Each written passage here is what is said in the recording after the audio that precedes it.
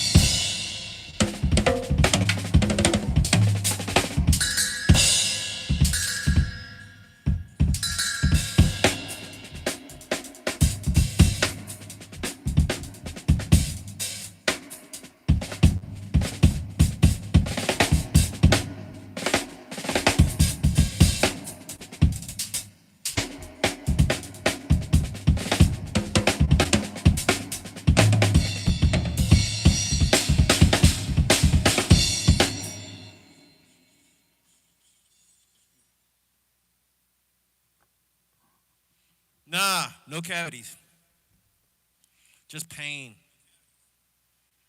You know, they numb you when they clean your teeth. They do the scaling, the deep cleaning. They numb your mouth.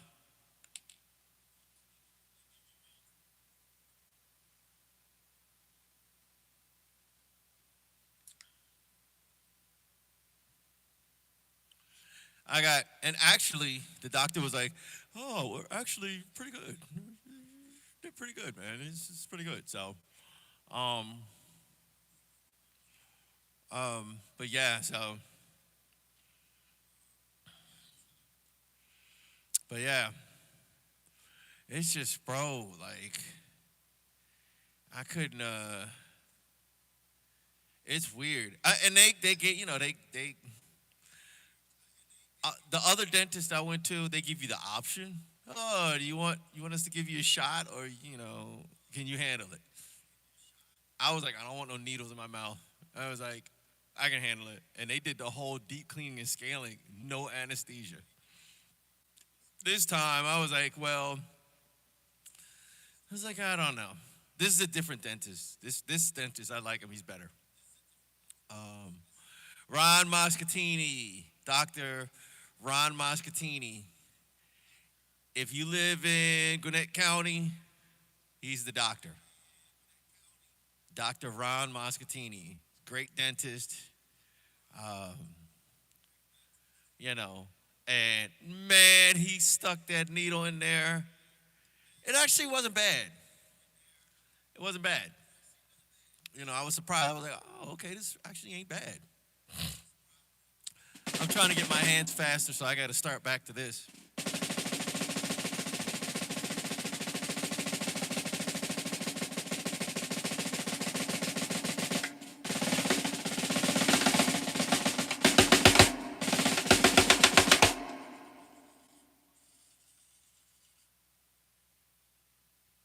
No, they didn't.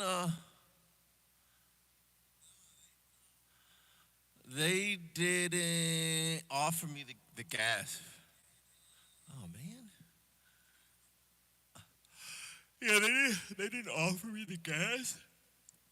Um, why does this keep bouncing down to 240p quality? Come on, man. 4K. There we go. Every time it comes back from a commercial, I'm watching this live stream. Every time it comes back from the commercial, it's like 240. I'm like, no, back to 4K. But um,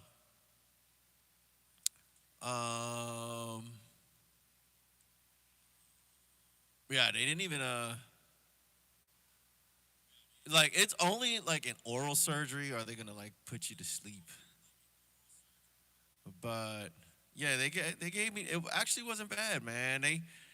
They stuck it back there first where it's less sensitive, like almost where the hinge is in your jaw, and then it just goes. The numbness goes up and down, and then they just stuck two on the top and went in the palate and one there and two on the inside, and my face felt like a flesh mask. I couldn't even feel the air going in my nose. It was ugh. So it's kind of wore off. But the fact that you got like a scaling, like they've been, say you got good gums, you got really good teeth, and you're wow, blah blah blah blah blah. When was the last time you went to the dentist? I was like, it was a while ago, some years. He said, your teeth are actually in good shape, man. You did pretty good, man. I was like, okay, cool. So yeah, man. And I recommend Plax, Plax. Don't drink it, just rinse with it. And it's a pre-wash. Before you brush your teeth, just I've been using this for years. Just spit it out, and whatever plaque you have in your teeth, lifts it right out. Just lifts it right out. Plus, I have dental utensils. I'm always like, yeah, I got like the surgical steel dental utensils. So I'm always like, making sure my teeth are nice and clean. I want to be 112 with the same teeth. I don't want to be, hey, Sonny, how you doing there, Sonny?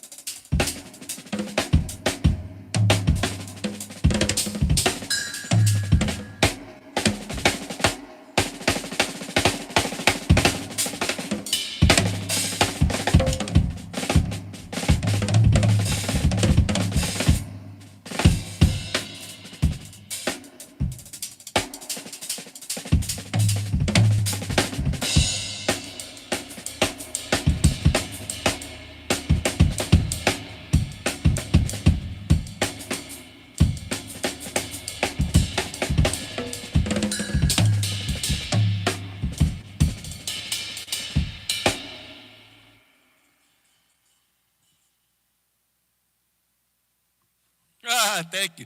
Yo, Chad, check it out, man. You still there?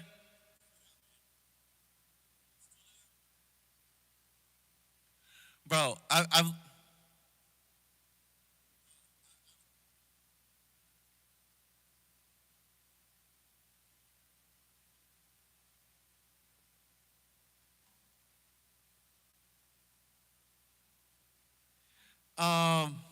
dang. Oh, I'm going to text you some things, man. I need you to pray for me about, bro. I feel like I'm being tormented. You know when the Bible says return to your first love. I'm trying to go back to I made a decision a while back to return to my first love, and now resistance has there's been tormenting and just craziness, bro. Craziness, craziness. I can't even get a decent night's sleep, bro. I'll explain it to you later, bro. Um, I've been up since I got up at like 2:30 this morning. I'll explain it to you, man. It's I had to really spend some time with the Creator. Just really just really praying about some things, man. You know, um, but it's some serious. You're just messing with me, man. Just like hot arrows, flaming hot arrows. Uh, uh, uh. No let up, man.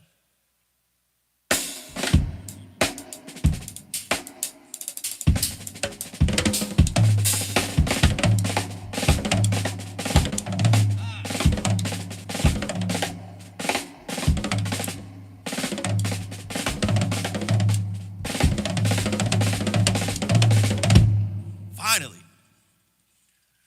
All right, I got to turn on the fan. It's hot in here.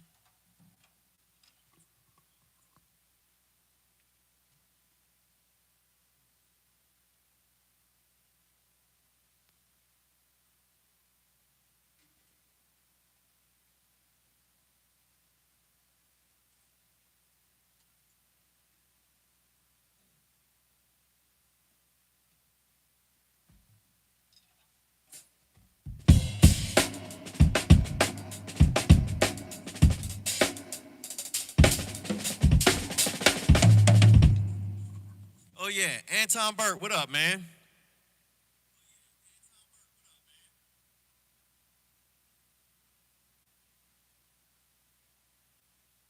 Thank you, bro. Thank you, bro. Thank you, Anton, my brother. Oh, Chad, you know the arrows, bro. It's like, ah, ah, ah, shut up, and then it's like it ain't even shooting them; it's just taking them and stabbing you, in your brain, like, shut up, shut up, shut up. You're like, no. Yeah, man, the arrows, bro, the flaming arrows.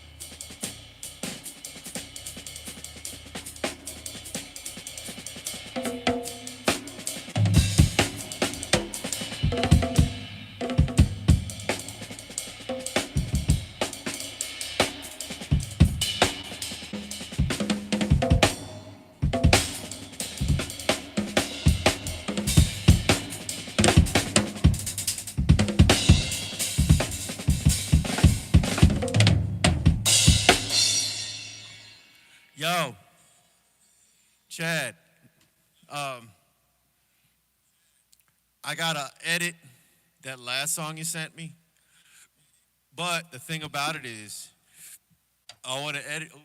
I'm sorry, y'all. I'm trying to keep from burping on the mic. It's nasty. It's actually not a stinky burp, but it's rude. Actually, it is a stinky burp. Yeah.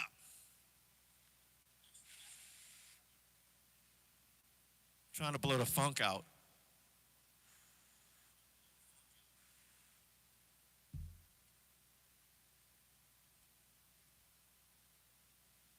It's smelling like turkey burger, which is what I just ate before I came on stream. I got a bunch. I got other ones like this. I need to go over there and get it. I just don't feel like it. But what I want to do is the reason why I wanted you to snap it to grid because in order to splice it and extend it, it has to be directly on the grid, or else it's off. It's gonna be off. But I think I figured out a way to do it. But what I want to do is I'm gonna splice it I want to extend it. The parts that you have, I want to put them as kind of like an intro. And in the middle of the bridge is going to be an extended guitar solo. And then I'm going to repurpose those as an ending, and then it's going to fade out. But in order to do that, I have to actually split the song in two and extend it for a certain amount of bars. Hold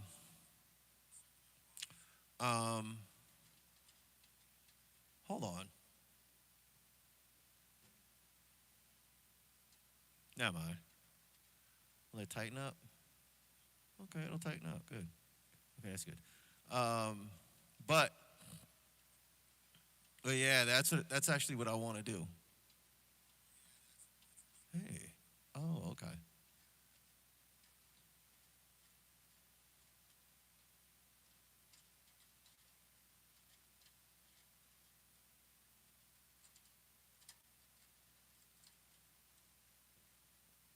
Okay, good. Um, but but yeah, and then I'm gonna send it back to you, and I want you to solo over it. But then, don't import the solo with the song. I'm gonna need you after I edit it and send it to you, and then leave you the open. You'll hear the open solo part. You're gonna hear it. I'll make it obvious. Like you're gonna hear. You're gonna oh, here's the solo part right here. But send me back the solo separately. Send me. I'm gonna need you to bounce it out all in stereo what you did, including the solo, and then send me the solo as a separate track. So then I can import and know exactly where you place that solo, but I can import into my DAW and then mix it and master it down and all of that stuff. But you'll see. You'll see.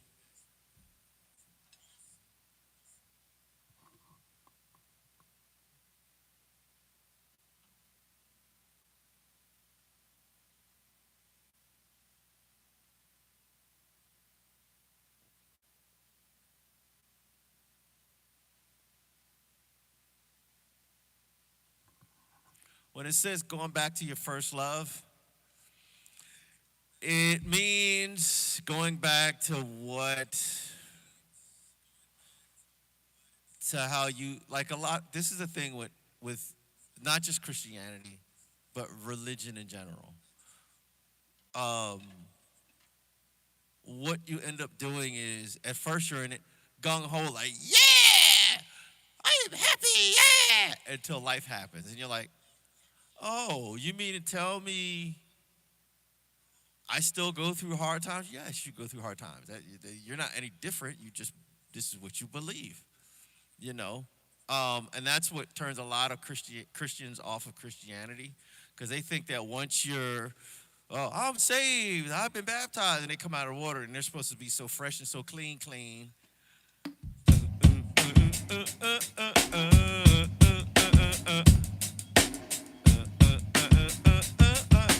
Just so fresh and so clean. They think that. Sorry, y'all, I got distracted.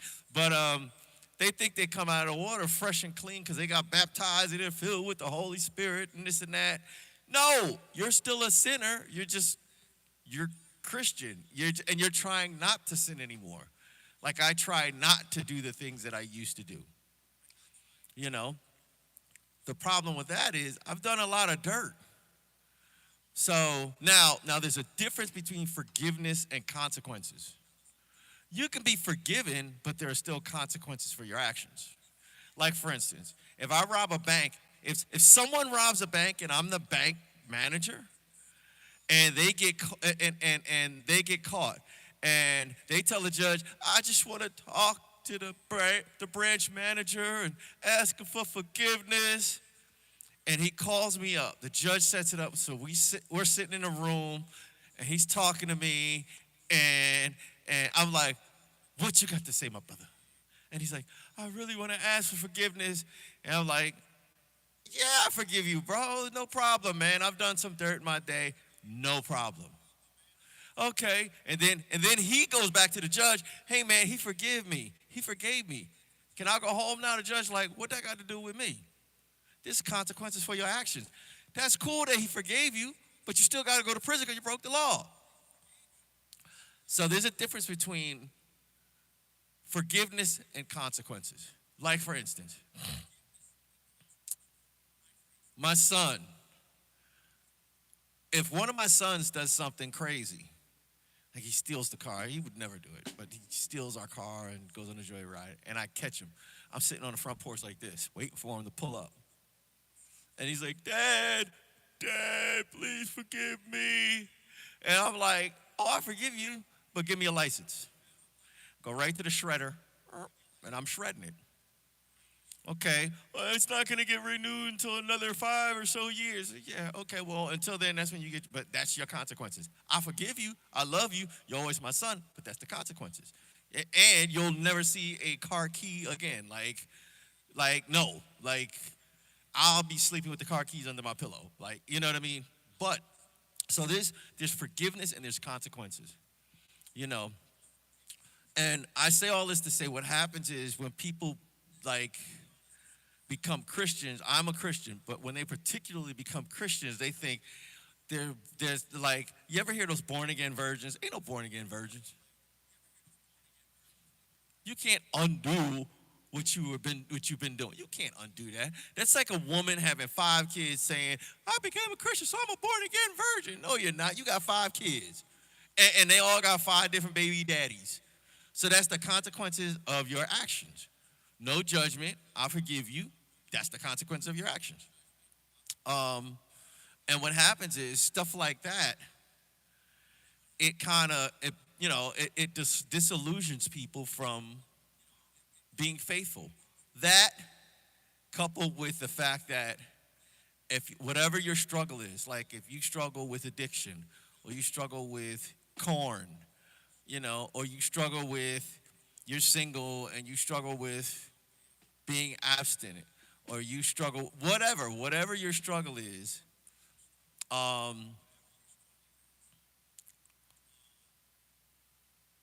people get tired of fighting, and the thing about it is you don't have to fight.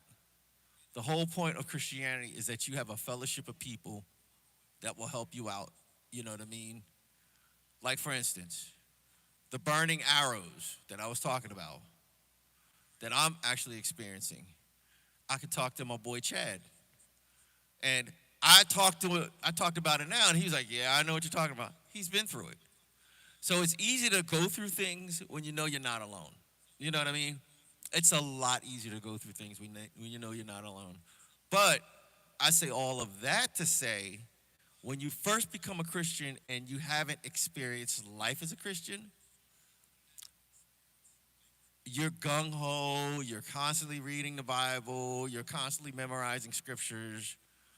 And as time goes, it's kind of like, it's almost, I could say this, but I can't really identify with it.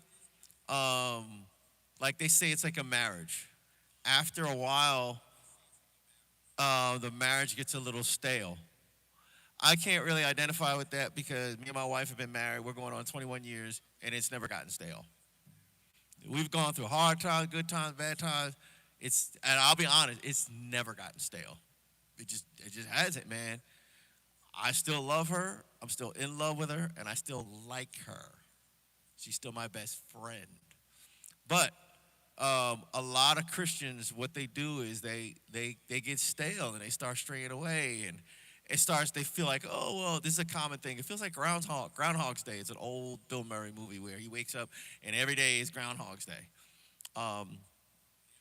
But if you want to get past that hump, you have to return to your first love. And returning to your first love is returning to the very thing that gave you joy in whatever religion it is, whether it's Christianity, whether it's Islam, whether it's Shintoism, whether it's Buddhism, whether it's Hinduism, whether it's whatever, the Baha'i faith, whatever. You have to return to your first love. And that's not just a religious term. It's not just a Christian term. It actually says that in Revelations, first chapter of Revelations, where he's talking about the 5 churches. He told that one church, return to your first love. Return to what made you great. You know what I mean?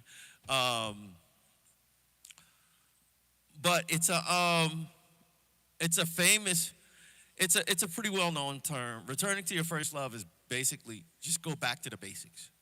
Go back to the basics that drew you into whatever it is that you love the most. Like for me, in order for me to, I wanted to get better. So I went back to the basics. Back in the day, I was putting in 5 hours a day, 5 days a week, 7 hours on Saturday, and 6 or 7 hours on Sunday. This was consistently. Um, and then I just kind of, you get so good, you feel like you don't have to practice. And then after a while, you learn things. After learning so many songs, you don't have to sit there and learn every paradiddle, or you don't have to learn sticking patterns. You could simply listen to a song. You just be like, okay. You pick your spots, you know where the accents are, okay. And then you just walk in and you can, basically you can hear and play. Or somebody gives you a sheet, you know, they give you sheet music of the chord progression, the beat, and the time signature if it's 4/4 or 7/4 or 7/8, whatever. And they put like the accents in there. You don't have to learn what the last person did. You can just sit there and read the sheet music and you just know it. But once you get to that level, you stop wanting to practice. You feel like you don't need to practice. And this is a common thing. Like when guys turn 30, they stop being inventive. And the reason why is because you kind of settle on a style and you stop just kind of reaching for new things or learning new things. So for me, I started practicing like at least an hour and a half to 2 hours in the morning from like 5 to like 7, or from like 6:30 to like 8:30 on that practice pad. And then a little lunch break. I got tons of practice pads, but I sit and play on a practice pad. You know, I come home and I get on the big kid. This. Um, so I just went back to basics, man. I returned to my first love, and I returned to what made me good in the first place. So it's a common concept. You know.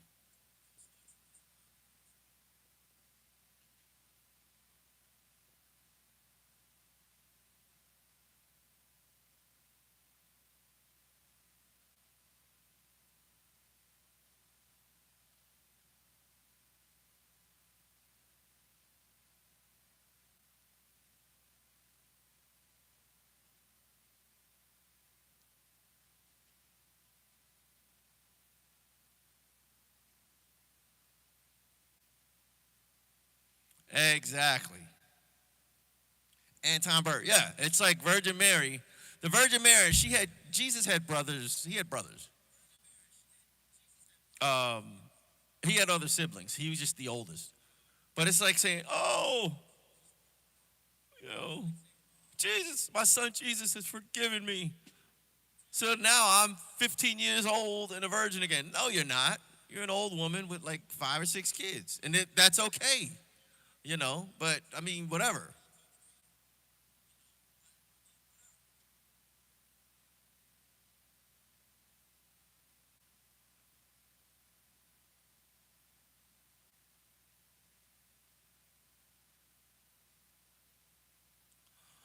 So yeah, and trust me, I understand the atheist thing. We don't got to speak on it too much, but I understand it, bro. I understand it. I was raised for all intent and purpose. I was raised a practicing atheist, a practical atheist, practicing atheist, godless, pretty much. You know, one side of my family was like Episcopalian, which is like Catholic light, you know, and the other side was heavy generations of Jehovah's Witnesses. So religion was like shoved down my throat. and my mom kind of was like, she was kind of searching. Um, so we just kind of, we were just given a choice to kind of do what we wanted to do, and figure it out on our own.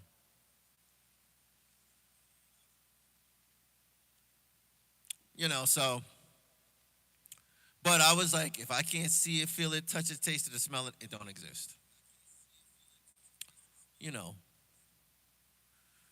So I understand, and I just that's what I believe. If I can't see it, feel it, taste it, touch it, smell it, it doesn't exist. You know. I was very, you know, that's just it.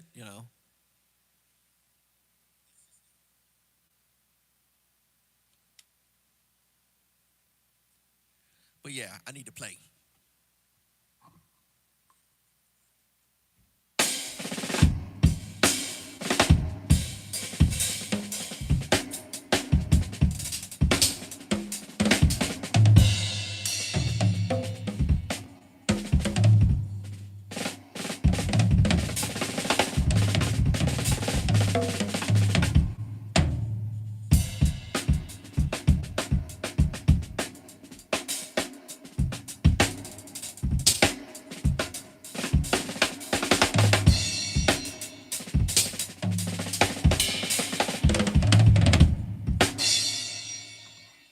And even with like the gospel thing, I didn't get into. I didn't like. I was a Christian and didn't like gospel.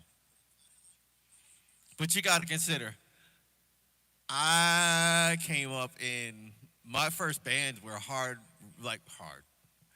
It was like punk, metal. My the first bands I was in, like first band I was ever in was a punk band. Second band was a metal band. You know, so I came up in just like metal and punk, a lot of classic rock. And then I got heavily into jazz and stuff like that. Um, so then I was mixing rock and jazz and and then later on hip hop. Even though I knew about hip hop, I just got in terms of hip hop. I was like making samples and cutting samples and making beats and stuff like that.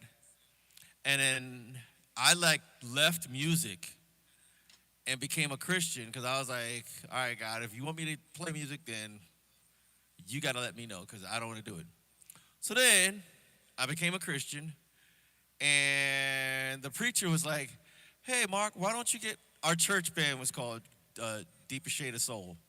And they got like albums out and like, CDs, they got CDs out and stuff like that, performed live, all that stuff.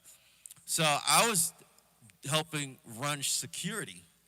And one of the preachers was like, "Hey, Mark, why don't you get involved in Deeper Shade of Soul?" I was like, well, number one, I don't like gospel music. I mean, I was like, I'm gonna be honest, like, oh, take it how you want to take it. I was like, I don't like gospel music. The message is cool, praise God, but that ain't me, man. And he was like, look, bro, you don't have to play gospel music. If you want to play rock, play rock. You want to play punk, play punk. You want to play jazz, play jazz. He's like, but play music. He was like, it's your gift. Play it. Play it. Like, no one says you have to play gospel music or you only got to play in church. Play music. That is your gift. And he said, you need to really get back into music. And then he was like, and you know what? You need to think about marriage. He just walks away. He was like, you need to prepare for marriage. And he walks away. And a friend of mine who's a lawyer now, Q, he used to make beats and stuff like that. He said, I got this girl I want to introduce you to, and who would end up being my wife. So, and then the preacher who told me that came to my house and was like, you're playing in church from now on. So I was the bassist in our church. And me and there's another guy I know named Levi. He and I we would do bass duty for Deeper Shade of Soul. And then no one knew I played drums except the band director. And the band director played drums. So he was like, hey, Mark, I'm going back to school to get my master's. I need somebody to take my place. And I'm like, what? So then it was like I had to learn all the drum parts and the bass parts. So it was like music boot camp, you know. And I eventually developed a taste for gospel and everything.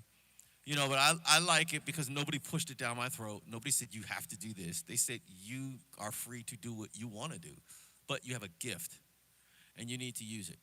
You know what I mean? So, but yeah, man. So it was cool. It was like musical boot camp. Like you had to know how to improvise. They would just randomly call songs.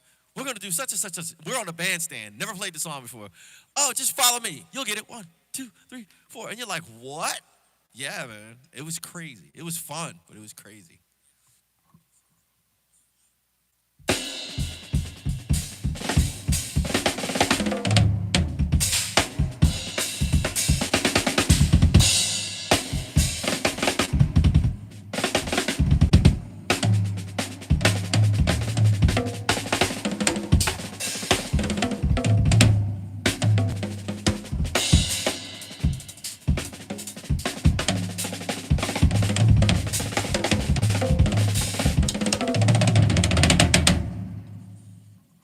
Plus, down here in Atlanta, I'm mediocre.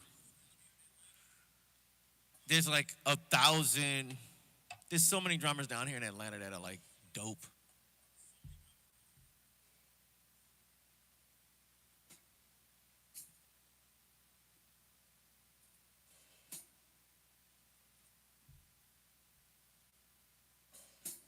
You know, there's so many dope drummers in Atlanta.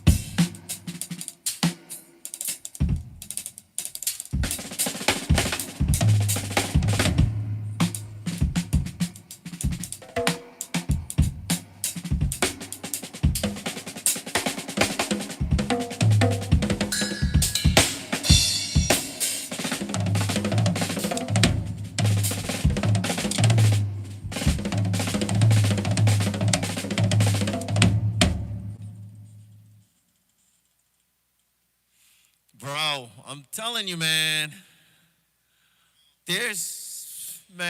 You gotta go out to these open jam sessions, bro. What's today? Monday. There's one on Wednesday. A lot of these dudes, man, are smoking, like smoking.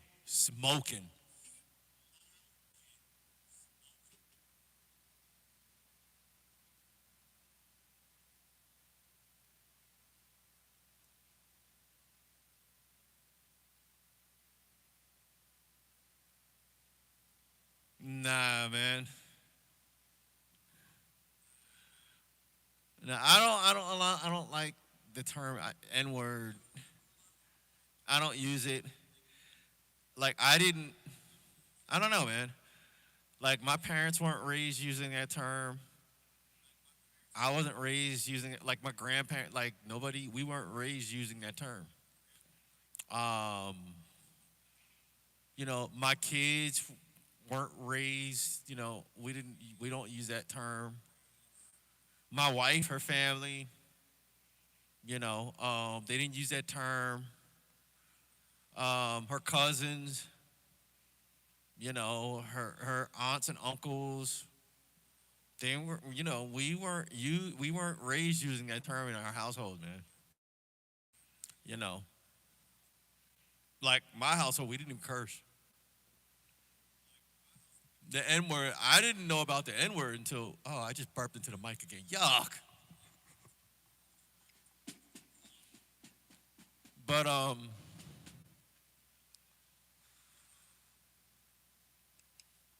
gotta beat the stink out of it. But yeah, I don't. You know,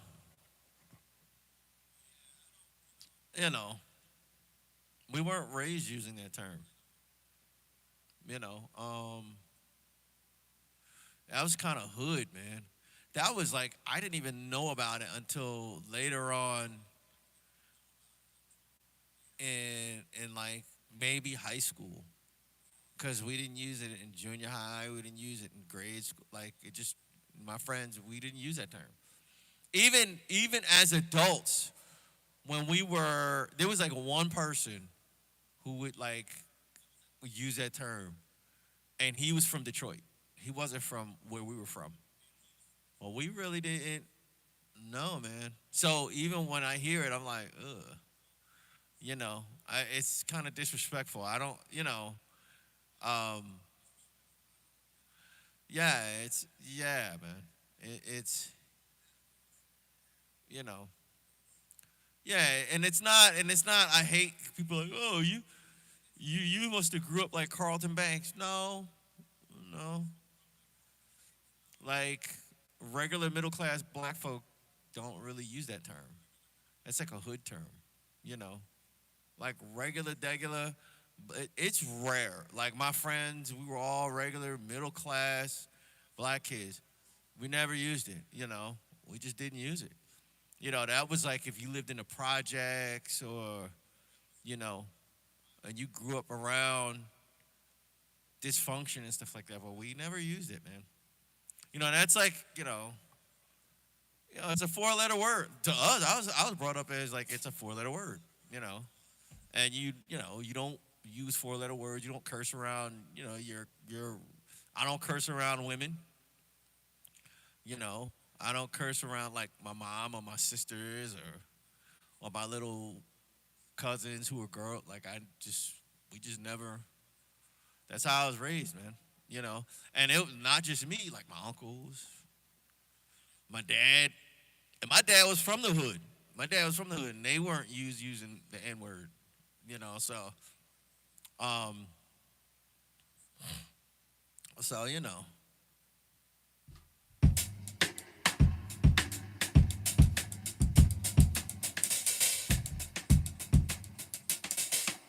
Like if another black dude came up to be like my N word, I'd be like, what, bro? You don't know me like that, bro. Don't talk to me. I don't. Oh no, don't talk to me like that, man. You don't know me like that. And if you did, like, don't talk to me like that, man. You know.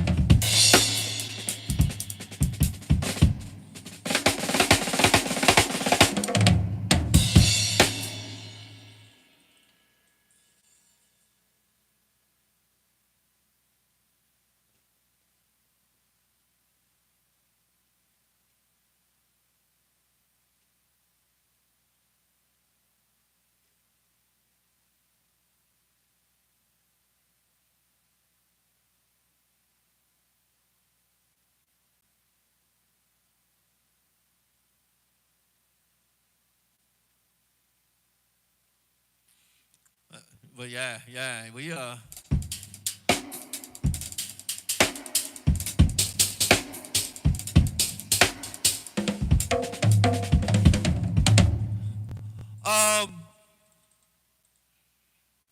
Anton, didn't you ask me about recording? Dang, man. Oh, you saw it. You saw it. Yeah. The or bro, you well, I was gonna say you could get a Focusrite Scarlet, but you better off getting the M Audio Air because, like I said, like, I'm using the M Audio Air now. I can hear myself. You know, I can hear myself talk. I can hear the drums. No latency. I can hear I'm watching YouTube as I'm streaming. Like I can hear all this stuff. It's like automatic monitoring. If I want to put in a metronome, I can just put it on, let it run, and I can hear everything. No latency, nothing, bro. I'm telling you, bro. Get a used one, bro. Yes, M Audio Air. It's M Audio Air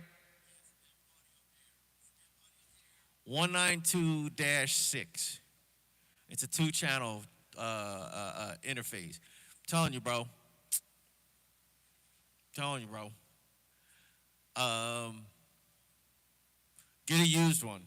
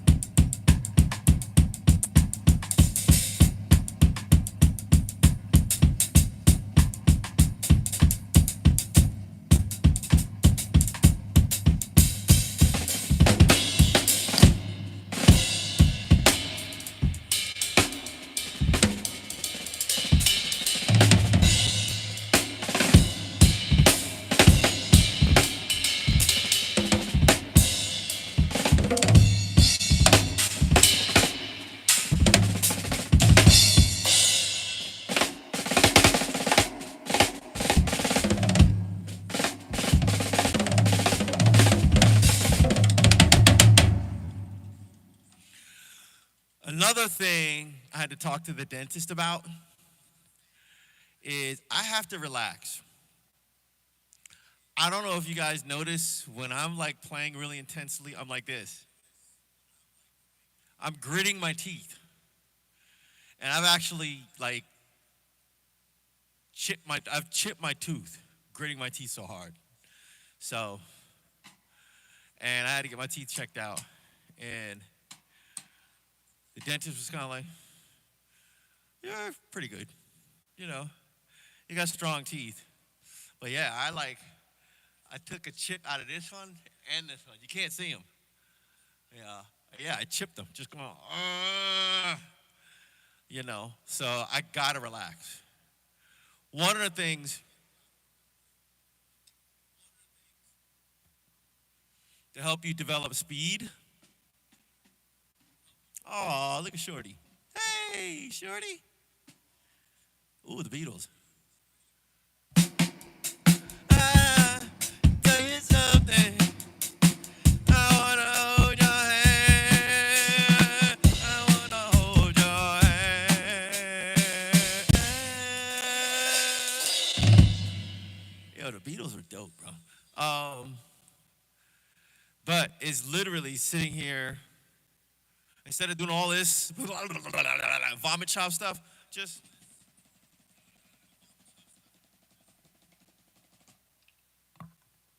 lean back, watch a video,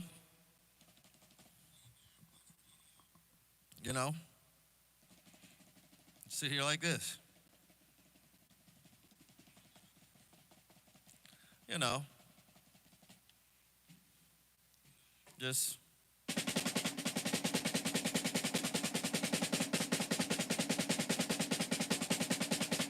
and if you're watching it, like, preferably during a live stream, because somebody streams for like 2 hours or 3 hours, or I watch DJ Academics, and he streams for like 5 hours at a whop. So if I know I'm usually gonna sit here and just be playing for at least 2.5 hours before I have to get up and use the bathroom or whatever, or get something to eat. And then I can come back and watch some more, you know. But if you keep doing this,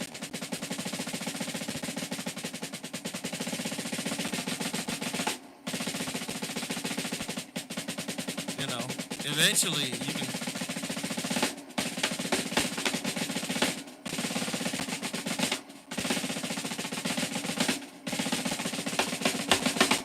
You know, but just keep doing this. What you're doing is first of all, you're tweaking out your muscles. Secondly, you're training your hands to play relaxed. So when it's time to play a role, you can, you know, you can play relaxed.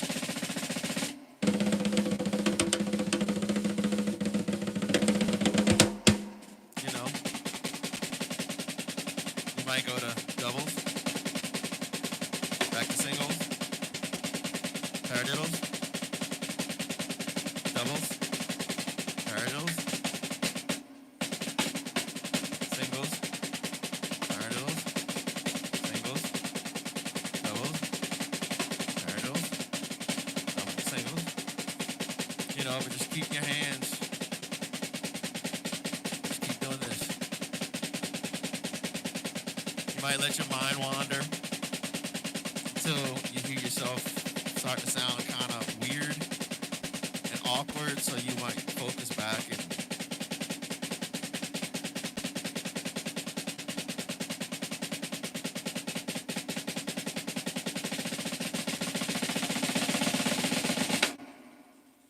but yeah, it teaches you to kind of if you keep doing something like I thought it was just me, and I saw a Stuart Copeland video. But I always tell people, speed comes from playing slowly. That comes from this.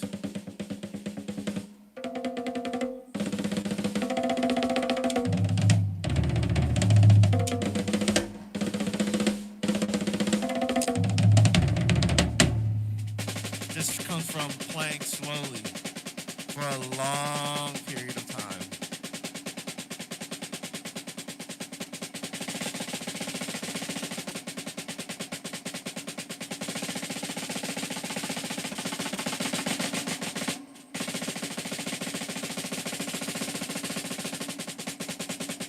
You know, for a long period of time. And I've always kind of, because that's what I found that worked for me. And I saw a video of Stuart Copeland, like literally yesterday, and they were asking him about speed. And he was like, speed comes from playing slowly for long periods of time. I was like, thank you! I'm not the only one. Okay. So, you know.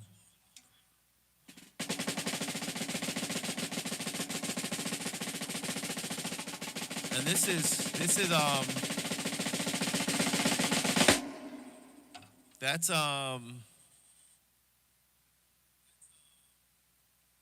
when it comes to chops, that's 80% of the struggle of chops. You know, singles, doubles, and paradiddles. You know, if you can get paradiddles like You know, if you get them, like I do inverted paradiddles because they sound like this.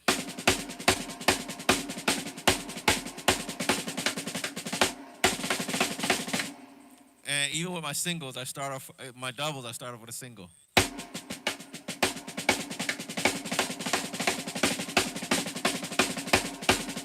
You know, and like for instance, you want to work on,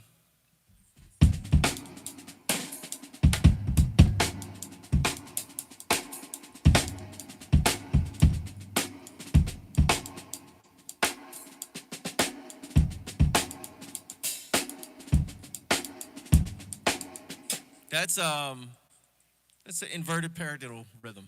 It's just it's just variations of inverted paradiddles.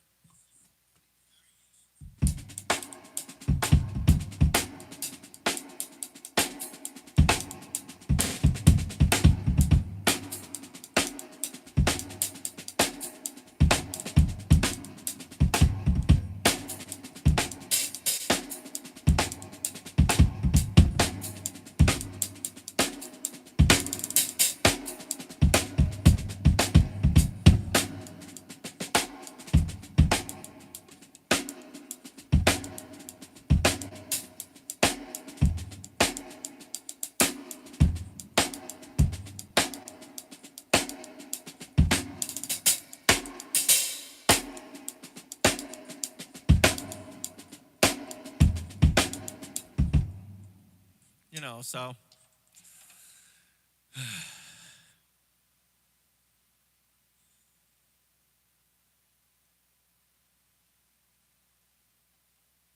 but I gotta get something to eat.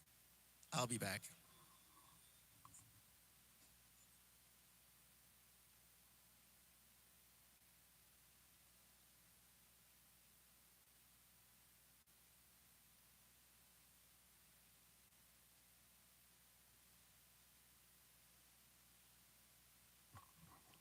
Anton Burt. Go to my Instagram page and just drop your email. I'll email it to you. Um, yeah, go to my Instagram page. Um, yeah, go to my Instagram page and DM me, and I'll DM you all the you know I'll email you all the information.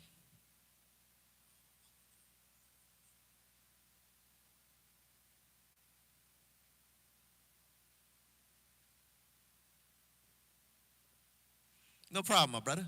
All right, let me get out of here. 'Cause I gotta pee like a racehorse.